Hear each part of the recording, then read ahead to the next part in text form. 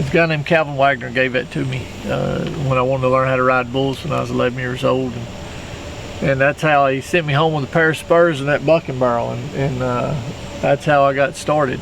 And but what's kind of cool about that barrel, we was brought up in conversation how many world champions have been on that barrel, you know, from Adriano Moraes to Justin McBride, Cody Lostrel, J.W. Hart. Let's get it on, Jethro. Come on, Jerome. Come on, Jethro. Keep it humping. Atta boy. Yes, sir. Pay the man. Oh, my. Get up. Oh, boy. Good one. Do it. Here we go.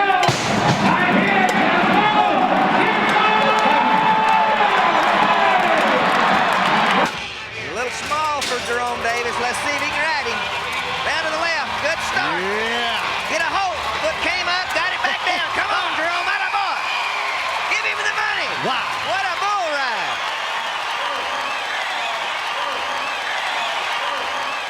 He's ridden 14 out of 16 bulls, and he's got a little over an 85% riding ratio. The bull that I had that night was a bull called Knock 'em Out John. I'd had him at the PBR World Finals. And the bull had hit me in the face before, so he would get me in my arms, so I knew I had to really emphasize on staying out over him, just don't get me rocking. And it was working good. I had him gathered up, and I was riding him around there. But what happened was I kind of got to sit down just a little bit, trying to spur at him a little bit. When I did, he didn't like that. He jumped forward. When he jumped forward, he kind of picked me up and got me up that time. And when he did, he brought me down and hit me in the temple. And when he did, it knocked me out. Well, me being knocked out, I went over his head and just dove in the ground like diving in a swimming pool without my hands in front of me and broke my neck. Folks, immediately on the scene again, that Justin Sports Medicine team led by Dr. J. Pat Evans, Dr. Tandy Freeman, Dave Lammers. He said, "Tiff, I can't move my legs." And I said, "Well, you're just stunned." And he said, "Well, y'all take my glove off." And he said I already pulled it off.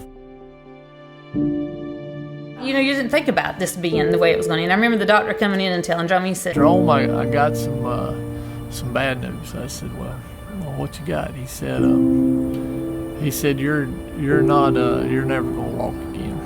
And I said, so you're telling me that I'm not gonna ride bulls again? And I thought, oh, bless his heart. He's not, you know, he didn't even hit him. You know, he was just that concerned about that was his last bull ride.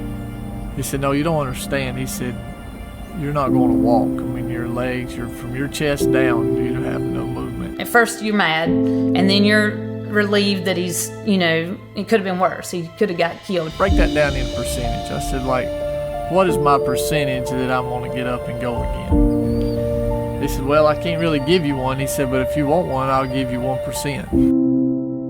From then on, it was just a blur. You know, it was 3 months of, you know, just trying to move your finger.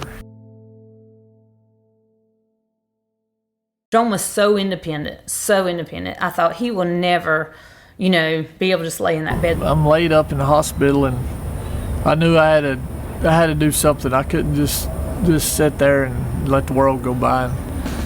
So I decided there wasn't a PBR Touring Pro event in North Carolina. And I got hurt in March, and my plan was come August I was going to have a PBR event in my ranch. So we did. I started calling sponsors while I was laid in the hospital, and it kind of gave me something to do, and I started working on this event. And as it is today, we had our 19th annual event the other day, and you know it's still going strong. But it was the main thing was just getting back going again instead of sitting still, because that's the only time you see Jerome when he gets aggravated, frustrated, is when he's sitting still. Me and my dad started raising bucking bulls back in '86, and he loved the bulls, stock contracting, and I had gave him one year for Christmas. I gave him 24 calves. It was 12 bulls and 12 heifers to help his breeding program. One year she actually gave me 12 head of rodeo heifers. I mean, that's a pretty good girlfriend. But, you know, it's what I am, it's what I do. You know, I mean, just because I got hurt, I can't change who I am and what I do for a living, and or what I enjoy, and that's what I enjoy. And, you know, my heart has a passion for these bucking bulls, and it always will. There was a girl, Lori Mason, it was an event down in Love Valley, and I'd take stock down there to her, and every year, and she she put on this, he paid your fees. If they'd come to church service, they could win buckles and money and whatnot. And she ended up going to Afghanistan on mission trips, and won't know if me and Tiff would take it over, so we did. And the first year we had Clyde and Elsie Frost come out, and man, it was a hit. We had, I don't know, it was a lot of kids. I mean, we've had as many as 800 entries in one day. And as far as I know, it's the biggest one-day rodeo anywhere. Well, I mean, you know, you got to always find the good in everything. And that's me. Whenever I get to really thinking about it, you know, if I get down and out, I go, man, you know, the day really kind of sucks. But you don't have to look real far. Somebody's got a lot worse off than you do. And I was at we do a deer hunt for guys in wheelchairs. And man, when I go to that hunt every year, it makes me feel good when I leave there. You know what I mean? Them guys, I see guys that's a lot worse off than I am with a lot better spirit. And I think, yeah, that's what it's about.